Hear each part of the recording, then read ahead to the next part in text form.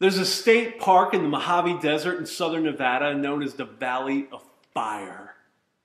It's the type of place where they film car commercials with warnings like professional driver on a closed course, lest the rest of us dare to ever think we might actually drive like that. One day I was on a trip there with my family, and we're taking in the stunning beauty of the red sandstone and the shifting sand dunes when we happen upon these cave drawings. We would discover that these petroglyphs were some 3,000 years old. Amazing.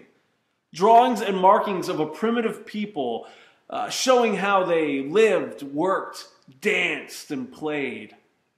They had found a way to leave their mark. And in addition, there were artifacts there of these crude musical instruments made of wood and or animal skin and the like. And it was sobering, honestly, to take in the stories of these primitive people, whoever they were, and to imagine the soundtracks that they had created to accompany the telling of their story. It's incredible.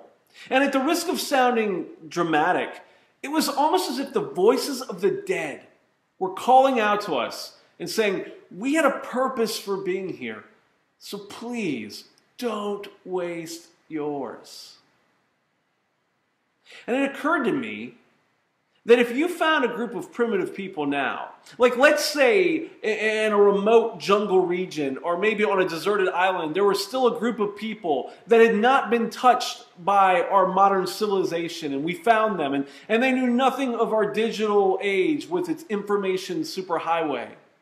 We could not find a single person who could understand and or mutter a single word of their dialect, a complete language barrier.